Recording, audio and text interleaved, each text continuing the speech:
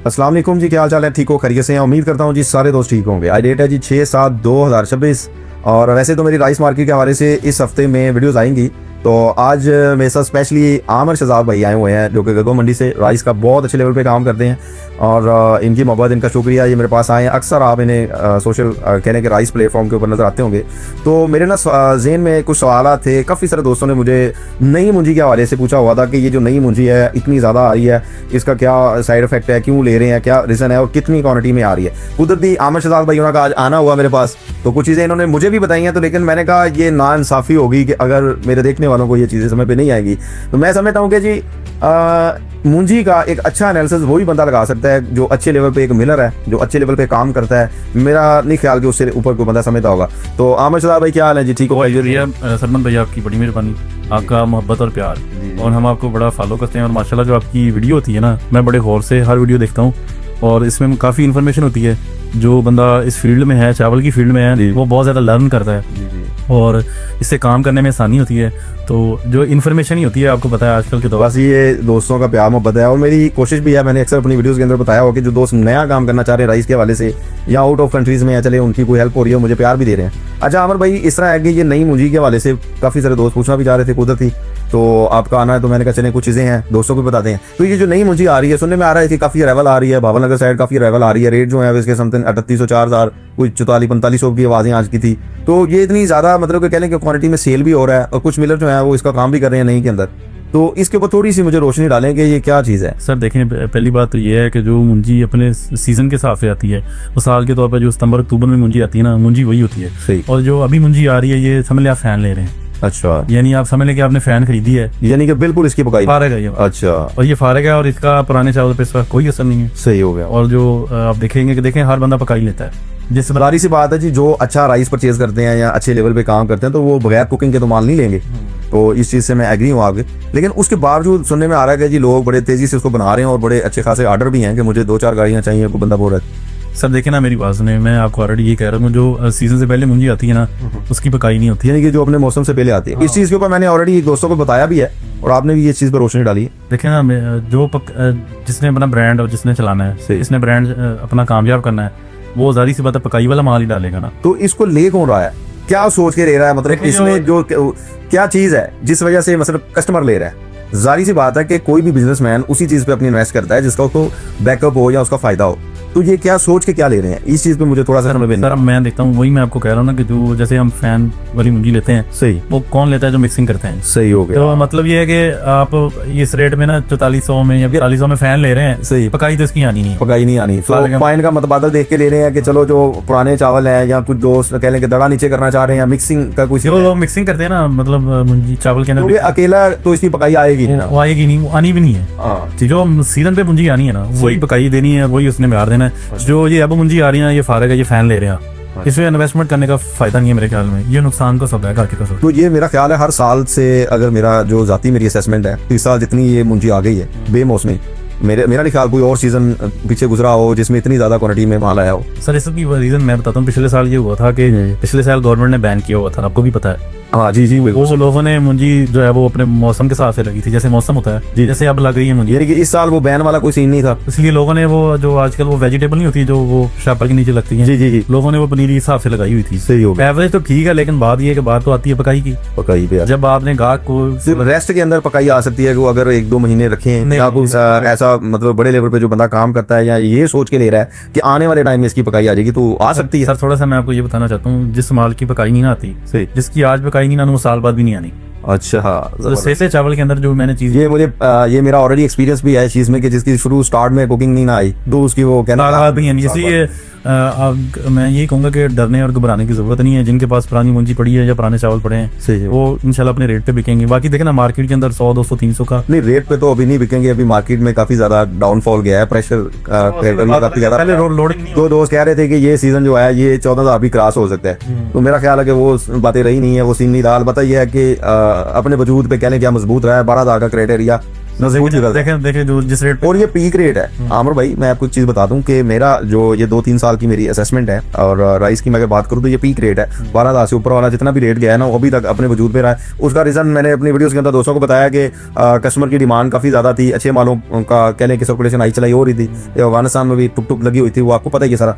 तो उस वजह से कह लें कि लोग मजबूत से बैठे होते। फिर एक और भी चीज़ है जो मेन ये है कि देखिए ये 4-5 महीनों से कोई बड़े लेवल पे एक्सपोर्टर ने खरीदारी नहीं की। इसका क्या रीज़न है, ये थोड़ा सा बता सकते हैं? मैं आपको थोड़ा सा बताऊं कि थोड़ा सा ना ये एक इशू आया था 2-3 माह पहले, जो पेस्टिसाइड जैसे फ्री माल होता है ना, उसमें ना यूरोप ने ना कुछ पॉइंट डाउन कर दिए। अच्छा, जो रिपोर्ट होती है ना उसके अंदर वो पॉइंट होते हैं, उनको उन्होंने डाउन किया था, यानी कि सख्ती की है, सख्ती की थी। इसकी वजह से थोड़ा सा ये मसला बना था, तो इस वजह से थोड़ा सा एक्सपोर्टर भी माल कम ले रहे थे। अच्छा, उस लेवल का नहीं ले रहे थे, और वो जो माल ले रहे थे वो जिनकी रिपोर्ट बहुत अच्छी है सही वो ले रहे थे माल, इस वजह से ये रीजन थी। और दूसरी बात ये कि अफगानिस्तान आपको पता है पहले माल बिल्कुल नहीं जा रहा था, अभी आपको पता है कुछ रस्तों के जरिए, कोई एक आधा रास्ता है आपको भी मालूम है जी, उसके जरिए थोड़ा थोड़ा माल जा रहा है। हाँ, नाम तो बिल्कुल नहीं लेना चाहिए क्योंकि चले। अच्छा, वो ये है कि वो थोड़ा थोड़ा जा रहा है, कटिंग हो रही है, यानी कि थोड़ा थोड़ा आई चलाई में सीन जो है वो चल रहा है। देखिए मिसाल के तौर पर जो पहले ज्यादा माल ले रहे थे, लेकिन देखिए हमारे जो मेन चीज़ है ना, जो हमारा स्टॉक पड़ा हुआ है वो आप समझते हैं कि जो आरी वाला या गगो साइड हो गया या उगाड़ा हो गया, तो ये पिछले साल की निस्बतन कह लें कि 50+ स्टॉक पड़ा है लोगों के पास। तो ये भी तो निकालना है ना। अगर अफगानिस्तान को देखते रहेंगे, अफगानिस्तान ये सारा स्टॉक नहीं लेके जाएगा, ये बात मैं आपको लिख के देता हूँ कि अफगानिस्तान ये लेगा माल को, लेता रहेगा एंड द वे, नहीं उस सीजन में भी उसको जरूरत होती है।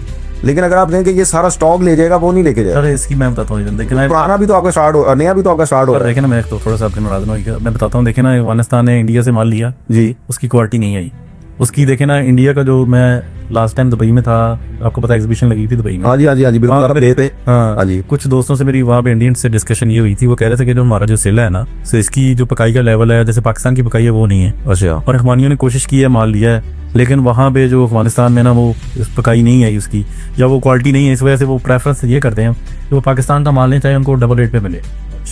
इसकी वजह यह है कि वो इस वजह से वो पाकिस्तान, यानी ये अफगानिस्तान जो है वो कह लें कि अगर लाइक करते हैं ना तो वो पाकिस्तानी राइस को करते हैं, तो इस वजह से उनकी मजबूरी है कि उन्होंने दाएं बाएं दाएं से निकालने की कोशिश। नहीं देखे ना, वो चाहे वो दुबई से ले लें, चाहे वो ईरान से ले लें, चाहे वो किसी भी रास्ते से ले लें, उनकी ये कोशिश है कि हम जो सेला है ना वो पाकिस्तानी लें, जो जायका पाकिस्तान का है, जो पकाई पाकिस्तान की है। नहीं, जो एक्सपोर्टर इस वक्त खामोश बैठा हुआ, इसका थोड़ा सा रीजन बताएंगे कि उनको रेट वारा नहीं पड़ रहे, इंटरनेशनल मार्केट में रेट कम है, जैसे सऊदीया, गल्फ, दुबई हो गए, जितने भी सर्वे का हो गया। मैं आपको बताता हूँ, देखिए ना, जो एक्सपोर्टर नहीं ना ले रहा, एक्सपोर्टर में असल में जो यूरोप जो माल बेचते हैं ना, जिनका काम यूरोप का तो अमर भाई आप साइड पे रख दें। मैं कह रहा हूँ कि सऊदीया, गल्फ कंट्रीज में भी नहीं जा रहे सर। वो उसकी वजह यह है कि रेट्स का आपको पता इशू है। इंटरनेशनल मार्केट में मेरे सुनने में ये आया था कि जो पाकिस्तानी आगे रेट हुआ करता था वो अब इंडिया का रेट बन गया हुआ, तो ऑलरेडी काफी पीक पे रेट है। मेरे जो सुनने में आया था, मेरी 3-4 इंडियंस हैं, काफी ऐसे दोस्त हैं, राइस का काम करते हैं, अक्सर वो मालूमात लेते रहते हैं, तो वो मुझे कह रहे थे कि जो पाकिस्तानी कह लें कि इंटरनेशनल मार्केट में रेट हुआ करता था ना पाकिस्तानी राइस का, वो अब इंडियन राइस का हो गया हुआ, क्योंकि इसकी डिमांड काफी ज्यादा थी और इसने अपनी जगह ली है।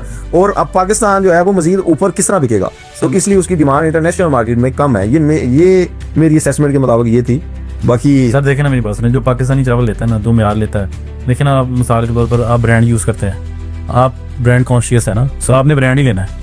इसलिए जो पाकिस्तानी चावल लेते हैं, जो सेला है, तो पाकिस्तान का सेला आपको पता पूरी दुनिया में मशहूर है। बिल्कुल, और दोस्तों से भी गपशप होती रहती है, मैं मिडिल ईस्ट के दोस्तों से भी होती रहती है, वो ये कहते हैं कि जो पाकिस्तान का सेला है ना, उसका वो चाहे जितना भी हाई रेट हो, मकसद वो लेना ही लेना है। इसलिए जो एक्सपोर्टर होते हैं, और दूसरी बात ये है कि मैं आपको थोड़ा सा ये बताना चाहता हूँ, जैसे हमारे अपर पंजाब, अगर हाई रेट हो तो लेना चाहिए। तो इस लिहाज से तो हमारे जो जितने पाकिस्तान में बड़े बड़े एक्सपोर्टर हैं, अब तक तो मेरा ख्याल है कि खाली हो जानी चाहिए। बताता हूँ थोड़ा सा, मैं ये बताता हूँ। देखिए ना, जो हमारा अपर पंजाब है, जैसे कामों की मरीद के हो गया, अपर पंजाब में जो सेले का जो बड़े लेवल पे एक्सपोर्टर ये इलाके, हाँ, ये वहाँ पे जो सेला बनता है ना, वो जो हमारे जैसे काड़ा हो गया, साहिवाल, तो मंडी पुसे वाला या बालन से स्टॉक इकट्ठा करते हैं, इसी से इन एरिया से लेके जाते हैं, क्योंकि इसकी पकाई अच्छी होती है, वहाँ पे स्टीम बहुत अच्छी बनती है, यहाँ पे हमारे सेला बहुत अच्छा बनता है, इसलिए जो सेला है वो ज्यादा हमारा यहाँ से जाता है। यानी कि अगर बाहर भी हम कोई एक्सपोर्ट कर रहे हैं ना, उसकी कोशिश ये है कि यहाँ से सेला लेके जाए।